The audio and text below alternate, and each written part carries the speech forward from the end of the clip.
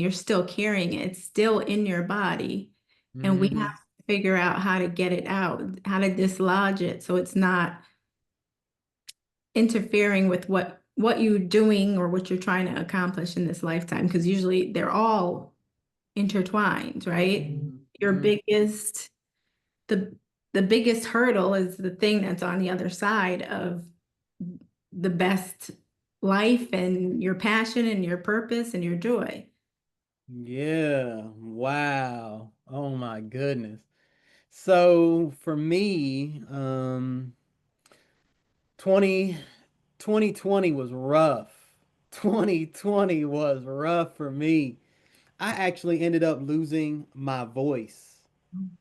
I lost my voice. I wasn't able to talk to friends, family, my kids, my wife at the time, and I was in sales. Could you imagine? Like, I was working for Dell Technology.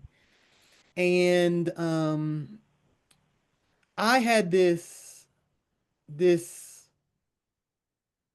moment where I was really trying to save my marriage because there was other things, right? There's always other stuff that pops up, but being unable to communicate with someone for such a long time started opening up a lot of these wounds, open up a lot of these things.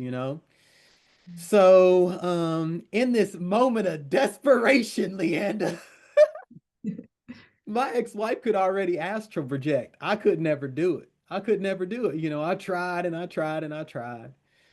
So I was with my sister and I was like, man, I'm gonna try to astral project tonight. It just felt like something was different. Me and my sister had a great time that day. For whatever reason, I was able to at least communicate with her. Like I'm talking about when I say I couldn't talk, I am talking about it was like the worst sore throat that you Mhm. would ever have each and every second, every minute, every hour of the day. It actually started in 2019. It actually started in 2019, about November 2019.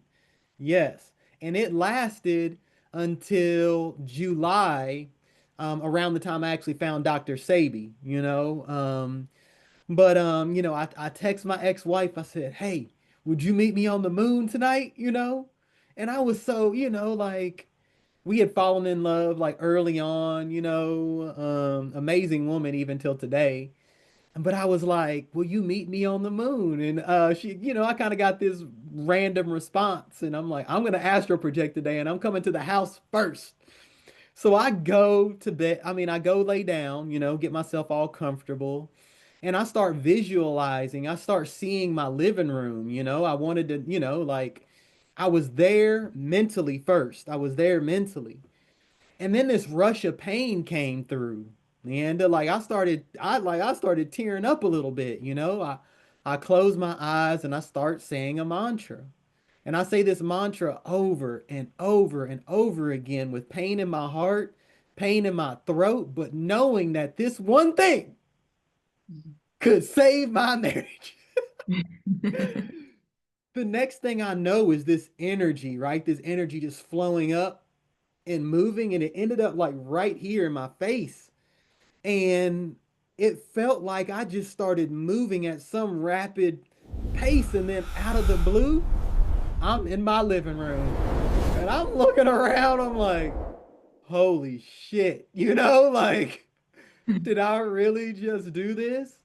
I could, I could, I could feel the steps, you know, I could smell my home.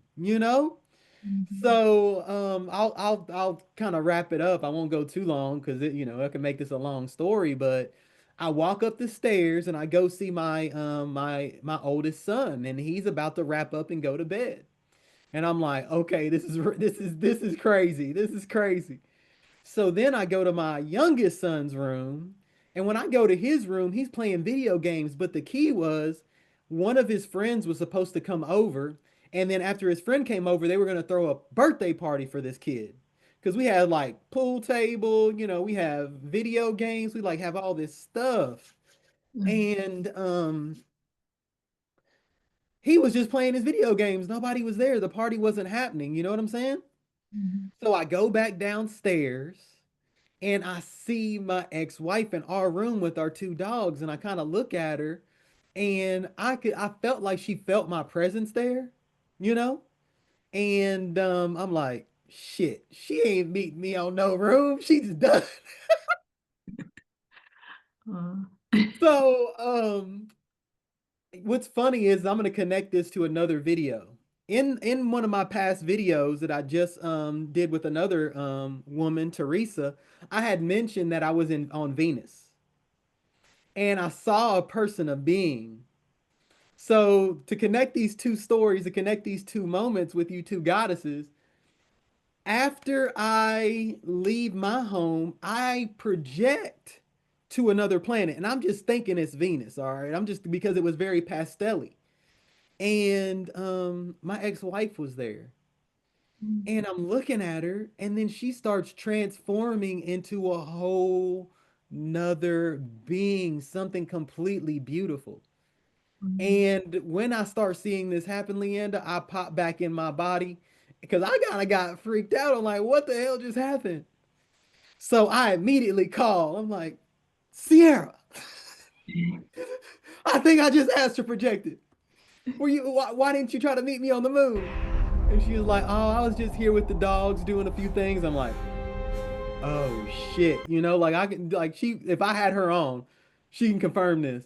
I was like, did Vic just go to bed? She said, yes. I was like, oh my God. I was like, okay. Did Braylon have the party? And she said, no, they canceled the party. And I knew I actually done this shit, like purposefully done this shit.